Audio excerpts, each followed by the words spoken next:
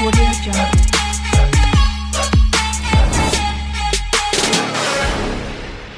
Hi hello नमस्कार मित्रांनो, मी तुमचा मित्र राज. जीवन एक अश्वमेध या आपल्या मराठी युट्यूब चॅनल मध्ये तुमचं सर्वांचं मनापासून सहर्ष स्वागत करतो. आय होप सर्वजण छान असतील, स्वतःची आणि इतरांची काळजी घेत असतील. त्यासोबतच मित्रांनो, आयुष्यामध्ये दुःख नावाची वादळे, संकटे तुमची परीक्षा घ्यायला येतात. त्या परीक्षेत पास व्हायचं की नापास आणि नाही अप्लाय. मित्रांनो, त्या दुःखाला, त्या वादळांना बाउन्स करत आनंदी राहण्याचा प्रयत्न करा. त्यासोबतच कोणतंही दुःख तुमच्या आयुष्यात आलं, त्या दुःखाला वा हसतमुखाने स्वीकारला. इतिहासाच्या पानामध्ये अमर झालेल्यांचं नाव भरपूर आहे.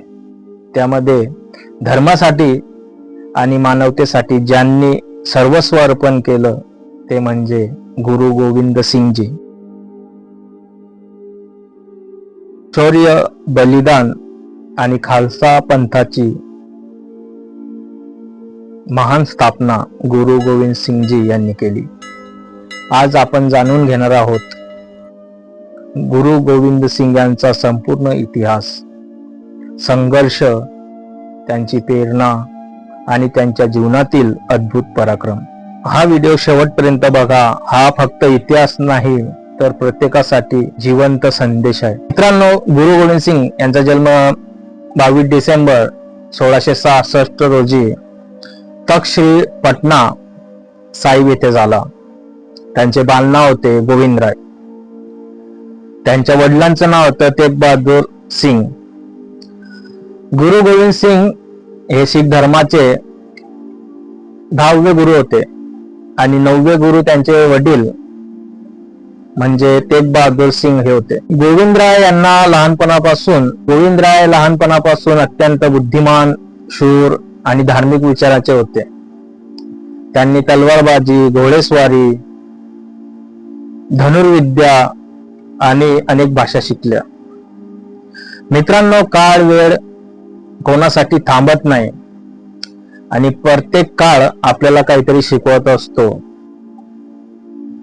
म्हणून त्या काळात अनेक लोकांवर जबरदस्तीने धर्म बदलण्याचा दबाव टाकला जात होता. त्या काळात लोकांच्या धर्मरक्षणासाठी तेग बहादूर सिंग यांनी बलिदान दिले. त्यांना शहीद करण्यात आले. त्यानंतर गुरु गोविंदराय यांनी खचून न जाता आपल्या वडिलांचा मार्ग पुढे चालू ठेवला. झालं असं मित्रांनो की बाप गेल्यानंतर मुलावर दुःखाचा डोंगर कोसळतो हे सर्वांना माहित आहे. ज्यांना वडील नसतील त्यांना ही गोष्ट माहित असेल की बाप आपल्या मुलासाठी किती महत्वाचा असतो. म्हणून त्यांनी आपल्या वडिलांचा आदर्श डोळ्यासमोर ठेवला आणि जे धर्मरक्षणाचं काम होतं गोविंदराय यांनी पुढे चालू ठेवलं, खचून न जाता. गुरु गोविंदराय यांनी 1699 ला आनंदपूर साहेब येथे खालसा पंथ स्थापन केला. त्यांनी लोकांना सांगितले, भीती सोडा, अन्यायाविरुद्ध उभे राहा. त्यांनी पंच प्यारे म्हणजे प्रथम 5 तयार केले आणि सर्वांना सिंग आणि कौर ही नावे दिली. आता पंच प्यारे म्हणजे काय तर जाणून घेऊया आपण. मित्रांनो, गुरु गोविंद सिंगजी यांनी शीख धर्मीयांना 5 प्रकार देऊ केले किंवा 5 ककार देऊ केले.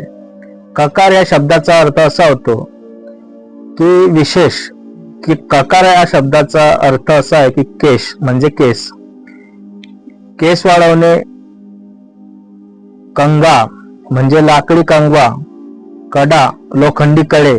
किरपान म्हणजे तुम्ही बघितले असेल, जे शीख बांधव असतील त्यांच्या जवळ छोटी तलवार असते म्हणजे ती किरपान असं बोलतात. आणि कंगेश म्हणजे विशिष्ट प्रकारची वस्त्र. शौर्य आणि कशेष म्हणजे विशिष्ट प्रकारची वस्त्र. हे शौर्य, शिस्त आणि धर्माचे प्रतीक मानले जाते, पवित्र मानलं जातं. गुरु गोविंद सिंगजी यांनी युद्ध आणि संघर्ष खूप केला मित्रांनो त्यांच्या आयुष्याच्या प्रवासात. गुरु गोविंद सिंगजी यांनी अन्यायाविरुद्ध अनेक युद्ध लढली. यांनी लोकांना स्वाभिमानाने जगायला शिकवले. त्यांच्या मित्रांनो, गुरु गोविंद सिंगजी यांची 4 पुत्रे शहीद झाली किंवा त्यांनी बलिदान दिलं. 2 मोठी पुत्र किंवा त्यांची मोठी मुलं युद्धात शहीद झाली आणि 2 मुलांना भिंतीमध्ये बंद करावे लागले. इतकं दुःख त्यांनी सहन केलं. धर्मरक्षणासाठी असू द्या किंवा मानवतेसाठी असू द्या. गुरु गोविंद सिंगजी कधीच कोणासमोर झुकले नाही मित्रांनो. गुरु ग्रंथ साहेबला त्यांनी मित्रांनो, गुरु गोविंद सिंगजी यांनी सांगितलं की पुढे कोणताही मानवी गुरु नसेल. त्यांनी गुरु ग्रंथ साहिब यांनाच अंतिम गुरु मानले किंवा घोषित केले. गुरु गोविंद सिंगजी यांचं निधन 1708 मध्ये झालं मित्रांनो, नांदेड येथे. पण त्यांचे विचार आजही लाखो लोकांना प्रेरणा देतात. त्यांनी प्रेरणादायी त्यांच्याकडून आपल्याला काय शिकायला मिळतं मित्रांनो. गुरु गोविंद सिंगजी यांनी संपूर्ण भारताला एक मोलाचा संदेश दिला. त्यामध्ये त्यांनी सांगितलं की अन्यायाविरुद्ध लढा, धर्म आणि सत्यासाठी लढा किंवा उभे राहा, भीतीवर मात करा, शिस्त आणि धैर्य ठेवा. मित्रांनो, आपण बघतो आयुष्य जगत असताना खूप अडचणी येतात, संघर्ष करावा लागतो. या गोष्टीतून